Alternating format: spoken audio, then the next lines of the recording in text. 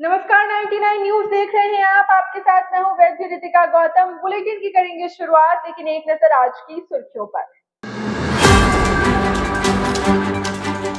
15 सितंबर को पीएम मोदी टाटा नगरी को देंगे सौगात। वंदे भारत सहित करोड़ों की योजनाओं का करेंगे लोकार्पण और शिलान्यास।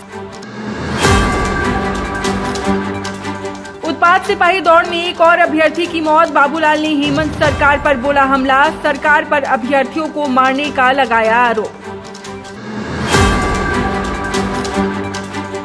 आरजेडी के बाद जदयू ने भी जारी किया लालू और तेजस्वी का वीडियो। दोनों दल के बीच सियासी बयानबाजी तेज।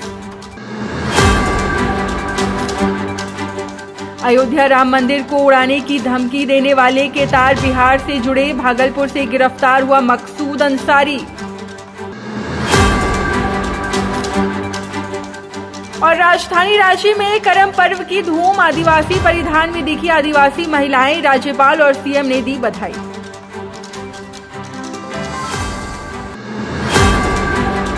तो चलिए बुलेटिन की शुरुआत करते हैं। प्रधानमंत्री नरेंद्र मोदी 15 सितंबर को जमशेदपुर से देशवासियों को कई सौगात देंगे। यहां से 2 करोड़ नए घरों के आवंटन का वो शुभारंभ करेंगे। प्रधानमंत्री आवास योजना के तहत झारखंड के लगभग 20,000 लाभार्थियों में स्वीकृति पत्रों का वितरण भी करेंगे। 6 वंदे भारत एक्सप्रेस को हरी झंडी दिखाएंगे और झारखंड की रेलवे परियोजनाओं का अनावरण भी करेंगे। झारखंड में 1,13,000 से ज्यादा मकान बनने हैं। राज्य सरकार से सारी औपचारिकता जल्द से जल्द पूरा करने को भी कहा गया है। इसके अतिरिक्त 5 करोड़ रुपए से अधिक की धनराशि सीधा लाभार्थियों के बैंक अकाउंट में सिंगल क्लिक के जरिए ट्रांसफर करेंगे। बता दें कि 46,000 लाभार्थियों के नवनिर्मित घरों का गृह प्रवेश करेंगे। प्रधानमंत्री 16 सितंबर को गुजरात और 17 सितंबर को उड़ीसा जाएंगे। यहाँ इन राज्यों के प्रधानमंत्री आवास योजना लाभार्थियों को पहली किश्त वो हस्तांतरित करेंगे।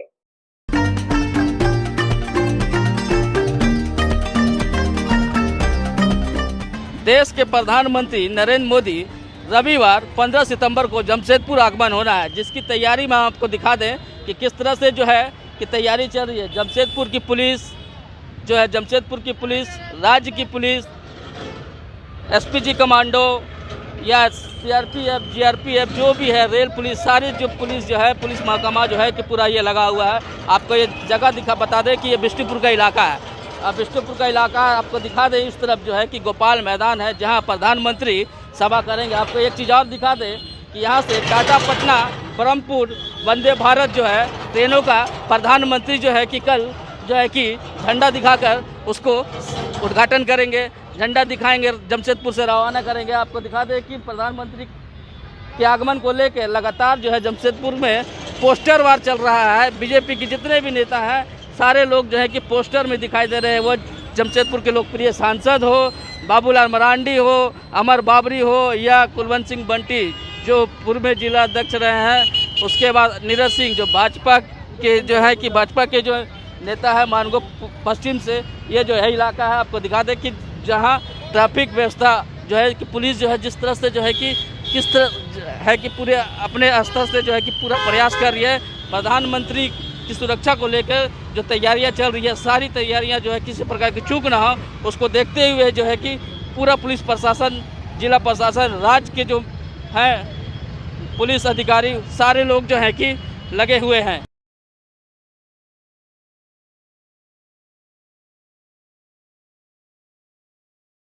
देखिए, हम इस वक्त जो है कि गोपाल मैदान में है और ये गोपाल मैदान का नज़ारा है, जहां आज सुबह से ही बारिश हो रही है। बारिश के कारण जो गोपाल मैदान का स्थिति है कि चारों तरफ कीचड़ नुमा बना हुआ है। हालांकि कल 15 सितंबर रविवार के दिन जो है देश के प्रधानमंत्री गोपाल मैदान में अपनी सभा को संबोधित करेंगे और यहीं से ही चुनावी बिगुल की तैयारी होगी विधानसभा की।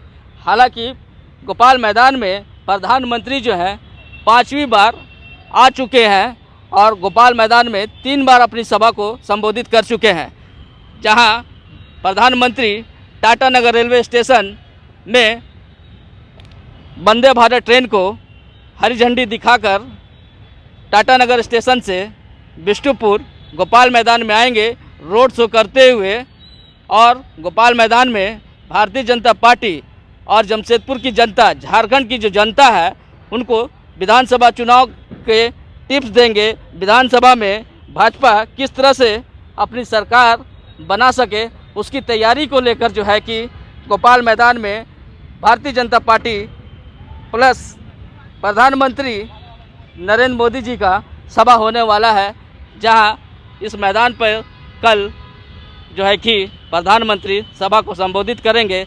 हालांकि आपको बता दें, प्रधानमंत्री जो है शहर में, जमशेदपुर शहर में 5 से 6 घंटा जो है बिताएंगे। 99 के लिए चंद्रशेखर। तो चलिए बढ़ते आगे, जहां बीजेपी के प्रदेश अध्यक्ष बाबूलाल मरांडी ने कहा है कि पीएम बनने के बाद पहली बार जमशेदपुर आ रहे हैं नरेंद्र मोदी।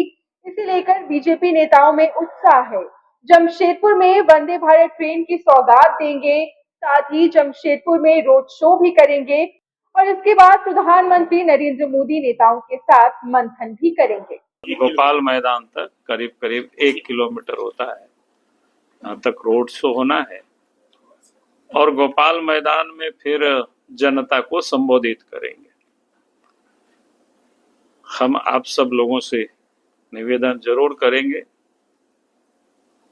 कल आप सब लोग उसके साक्षी बने, आप सब लोग वहां जरूर उपस्थित होवे, क्योंकि देश के प्रधानमंत्री को हम सब लोग सुन सके। जितनी भी प्रकार की जो तैयारियां होती है, हम सब लोगों के प्रयास है कि इस कोल्हान प्रमंडल के बूथ स्तर से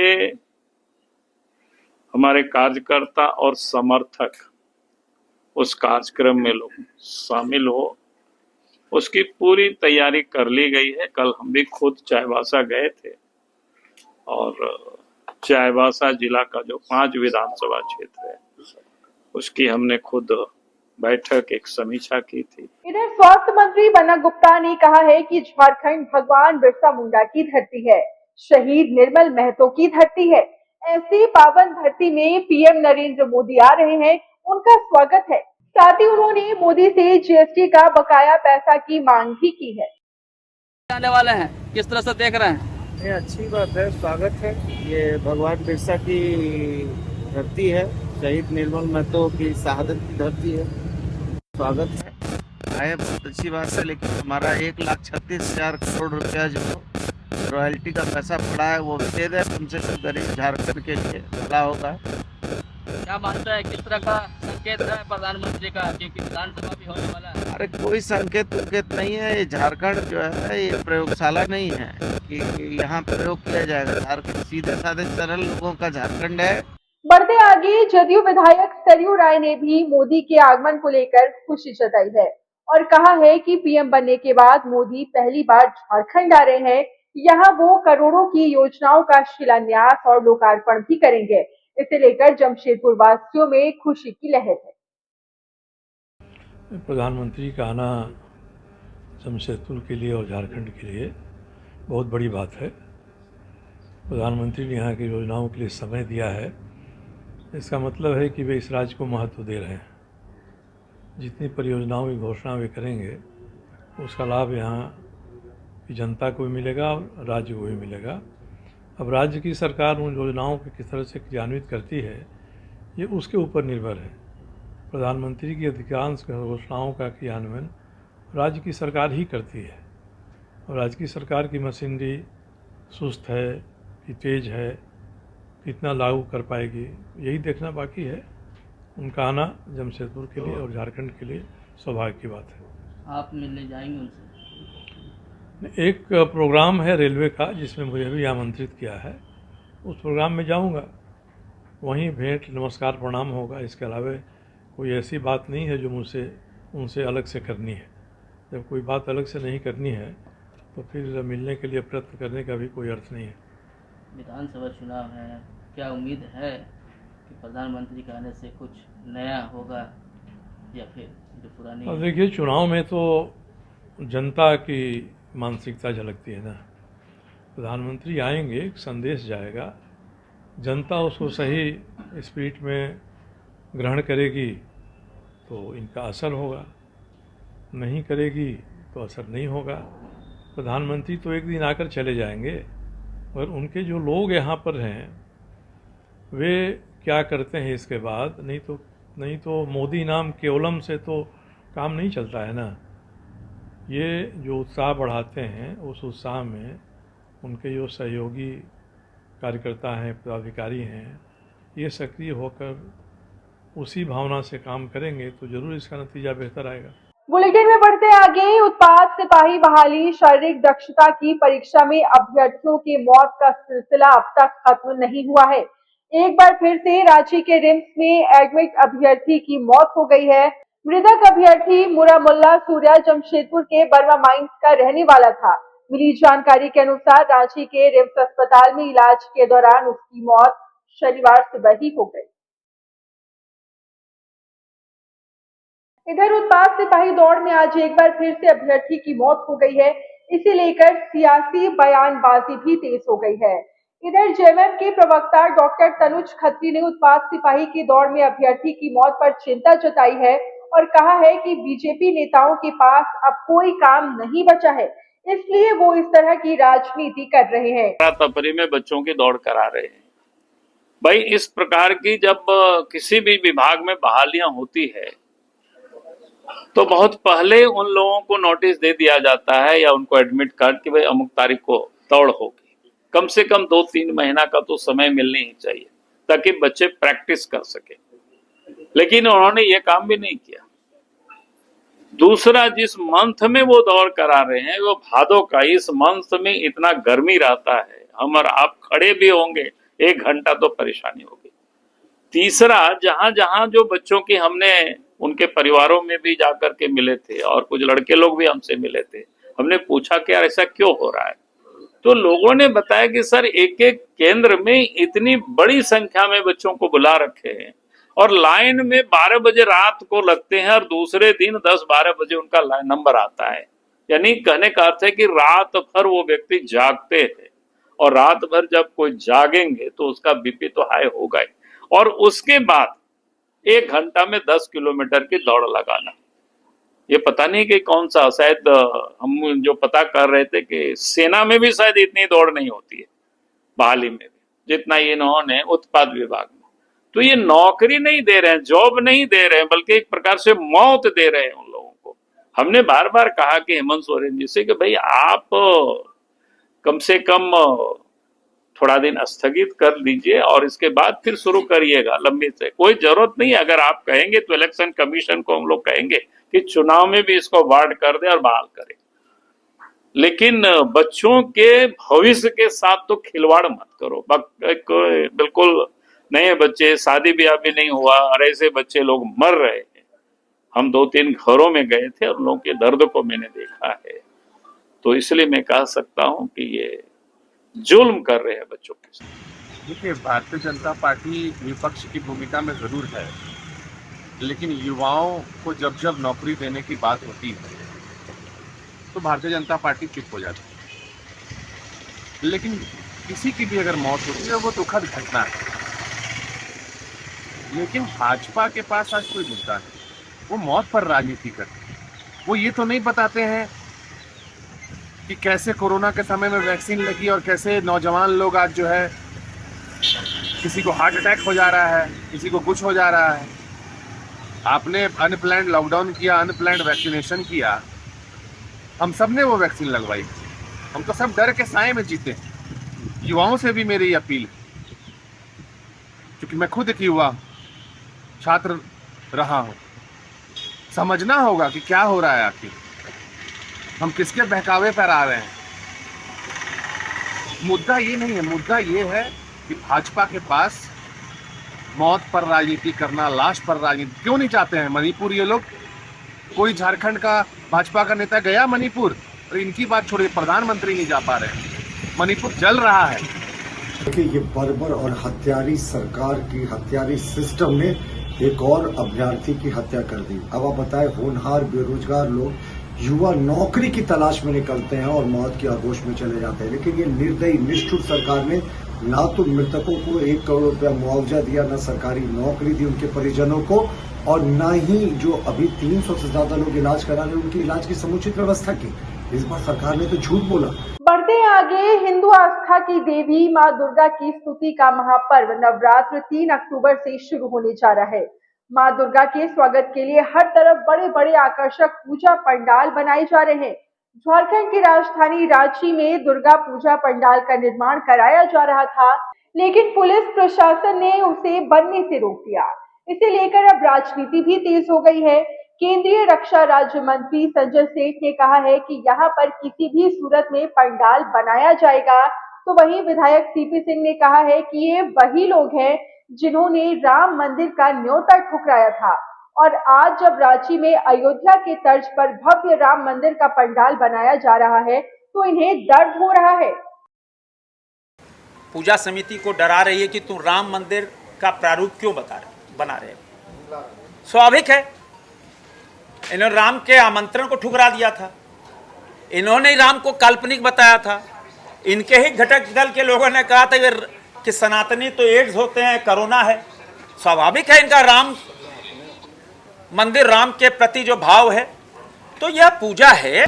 वहां से ये चले आए यहाँ इस मैदान में, अब यहाँ से भी हटाइए।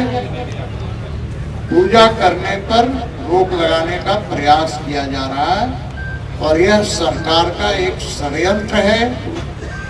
और शुद्ध भाषा में कहें एक गुंडागर्दी है। रुख से बोलना चाहता हूँ, राम का विरोध करने वाला त्रेता में उसका नाश हो गया, और आज कलयुग में अगर करते हो तो हम सनातनीय नाश करने के आपका तो अभिशाप नहीं दूंगा, लेकिन यही बोलूंगा कि भगवान तुम्हें सुबुद्धि दे। और ये वोट बैंक की राजनीति, तुष्टीकरण की राजनीति, लज्जा आनी चाहिए। गुरुवार को आरजेडी ने नीतीश कुमार का एक वीडियो जारी किया था, और आज मंत्री अशोक चौधरी ने तेजस्वी और लालू का एक वीडियो जारी किया है। अब बिहार में दोनों वीडियो को लेकर सियासत शुरू हो गई है। दोनों दल के बीच आरोप प्रत्यारोप का दौर भी जारी है। नहीं कि हम ही लोग जानते हैं, बिहार जानता है, और विशेषकर पत्रकार बंधु किस तरह से गिड़गिड़ा करके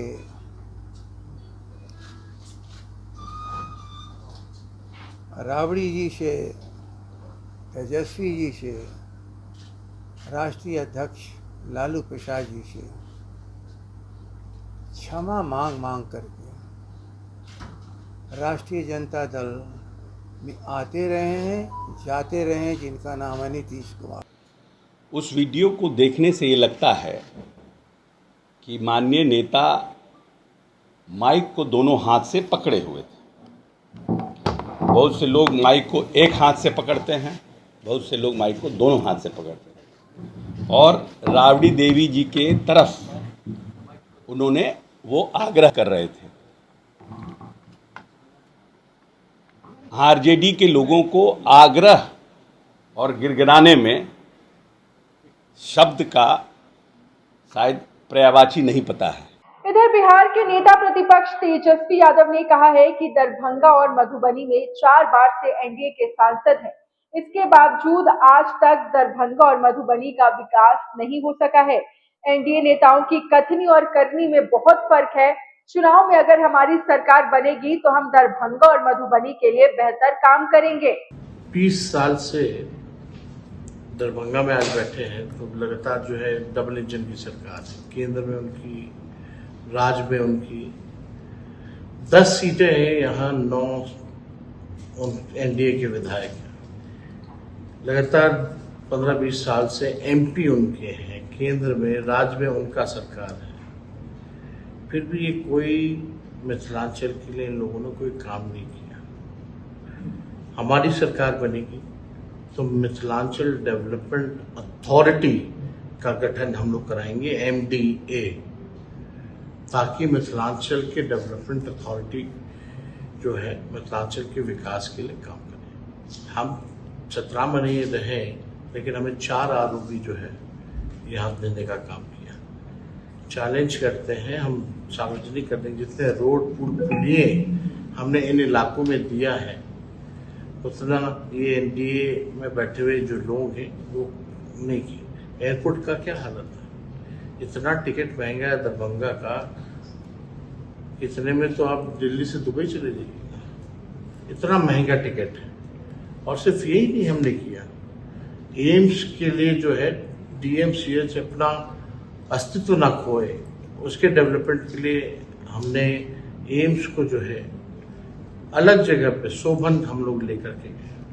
हम थे स्वास्थ्य मंत्री, हमने प्रस्ताव भेजा था, हमने चिट्ठी भेजी थी, हमने मुख्यमंत्री को बोला था ताकि दरभंगा विस्तार कर सके, विकास कर सके।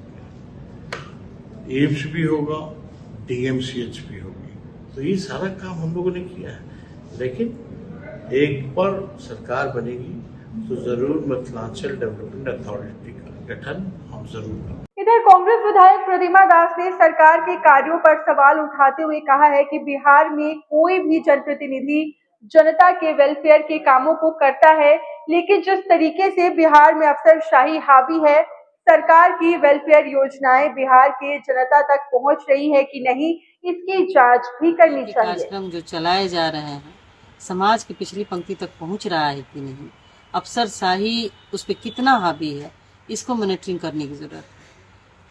कोई राजनीति में ना दोस्त होता है ना दुश्मन होता है, समय की मांग होती है, गठबंधन किया जाता है, और इस तरह के वार प्रतिवार ये लोकतंत्र के लिए अच्छी बात नहीं है। इससे विकास के कार्य बाधित होते हैं और अफसरशाही का मनोबल बढ़ता है। क्या देखिए, इस पे तो हम कुछ कह नहीं सकते हैं, लेकिन हमारा व्यक्तिगत राय है कि जब दो पॉलिटिकल पार्टियां और उनके नेता आरोप प्रत्यारोप करते हैं तो इससे अफसरशाही बढ़ती है और ऑफिसरों का मनोबल बढ़ता है। उनको लगता है कि हमारे ऊपर कोई निरंकुशता नहीं है, हमारे ऊपर कोई ध्यान नहीं दे रहा है। जिस तरीके से बिहार में विगत कुछ महीनों में लगातार आपराधिक घटनाएं बढ़ते जा रही हैं। मुजफ्फरपुर में एक दलित बच्ची के साथ जिस बर्बरता के साथ उसकी हत्या की गई, दिन दहाड़े बीजेपी के नेता का सिटी के अंदर उनकी हत्या कर दी जाती है। तो कहीं भी आज हमारे क्षेत्र में अभी सूचना मिली है कि एक लड़की की जो रात में किसी पार्टी में गया और उसके घर के पीछे उसकी हत्या करके फेंक दिया जाता है। विद्युपुर में मतलब कौन सा ऐसा शहर है जहां हत्या नहीं हो रही है, लूट की घटनाएं नहीं हो रही हैं। उसके बाद आप प्रशासनिक पदाधिकारियों के पास जाइए तो हर काम के लिए वहां चढ़ावा चढ़ाइए। तो प्रशासनिक भ्रष्टाचार बढ़ा हुआ है, ये मुद्दा होना चाहिए। बेरोजगारी चरम पे है, ये मुद्दा होना चाहिए। आउटसोर्सिंग के माध्यम से जो बहालियां हो रही है, उस पर आरक्षण के नियमों का पालन नहीं हो रहा है, उसमें दलित और पिछड़े के बच्चे मारे जा रहे हैं, ये मुद्दा होना चाहिए। कौन किससे गठबंधन करता है, कौन किसका साथ छोड़ता है, ये बिहार का मुद्दा नहीं है। इधर मोतिहारी के डीएम ने हाथों में झाड़ू लेकर लोगों के बीच सफाई अभियान चलाया है। इस दौरान डीएम ने हाथ में झाड़ू लेकर दूसरे को स्वच्छता का संदेश भी दिया है।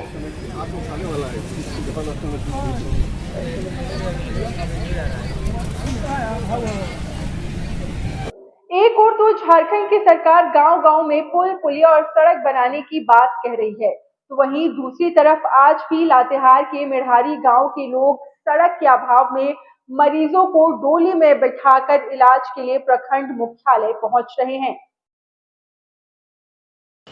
यहाँ ना नदी में पुल है, ना रोड है।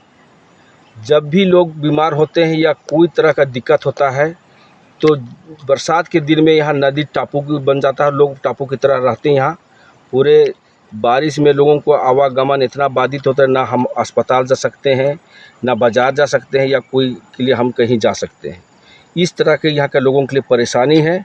और आज जो हम टोकरी में जो ढो के ले रहे हैं, इसका मेन मकसद है कि अब यहाँ पुल नहीं रहने के कारण ना वहाँ तक हमारा कोई भी वाहन पहुँच सकता है और ना मरीज़ को उठा के ले सकता है, ना रोड है ना पुल है, जिसके वजह से आज यहाँ का लोग जब भी कोई बीमार होते हैं तो टुकड़ी में ढो के अस्पताल तक पहुंचाना पड़ता है। कि हम लोग के पास पुल का समस्या है, पुल नहीं है, जिसके वजह से जितना भी पेशेंट आते हैं, जो भी बीमार होते हैं, हम लोग इसी तरह से नदी पार करते हैं और चल फिर भी नहीं सकते हैं। स्कूल बच्चों को भी नदी में पार करने के लिए दिक्कत होता है।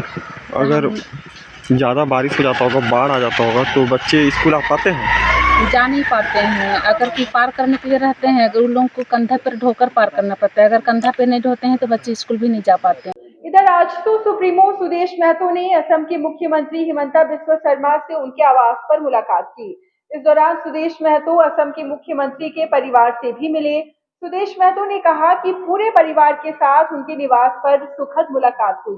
सोशल मीडिया प्लेटफॉर्म एक्स पर तस्वीर पोस्ट करते हुए सुदेश महतो ने कहा कि मुख्यमंत्री एवं झारखंड विधानसभा चुनाव के सह प्रभारी हिमंता बिस्वा शर्मा के पूरे परिवार के साथ उनके निवास पर एक सुखद मुलाकात हुई है। इस दौरान झारखंड के वर्तमान राजनीतिक हालात एवं विभिन्न विषयों पर विस्तार से चर्चा भी की गई है। इधर अयोध्या में भगवान श्री राम के मंदिर को बम से उड़ाने की धमकी का कनेक्शन भागलपुर से भी जोड़ा गया है। इंस्पेक्टर रजनीश कुमार पांडे के नेतृत्व में अयोध्या से पहुंची पुलिस टीम ने बरारी थाना क्षेत्र के बड़ी खंजरपुर स्थित मस्जिद गली से आमिर के सहयोगी मोहम्मद मकसूद अंसारी को गिरफ्तार किया है। उसके पास से पुलिस की टीम ने 4 मोबाइल भी बरामद किए हैं, जिसमें उसकी तरफ से फेसबुक और व्हाट्सएप ग्रुप पर अयोध्या मंदिर उड़ाने की धमकी दी गई थी। यूपी के मुख्यमंत्री योगी आदित्यनाथ को भी मारने की धमकी दी गई थी। बरामद मोबाइल से आमिर से जुड़ी जानकारी और अयोध्या धाम मंदिर को उड़ाने से जुड़ी कई जानकारियां भी पुलिस को मिली है। पुलिस आरोपी को उत्तर प्रदेश लेकर चली गई है। इधर बुंडू के बलकोरमा में पूर्व मंत्री गोपाल कृष्ण पातर उर्फ राजा पीटर ने डायरिया से पीड़ित परिवार से मुलाकात की और उनका हालचाल भी जाना। राजा पीटर ने पीड़ित परिवार के बीच दवाओं का वितरण किया और सभी को स्वास्थ्य संबंधी सावधानियां बरतने की सलाह भी दी।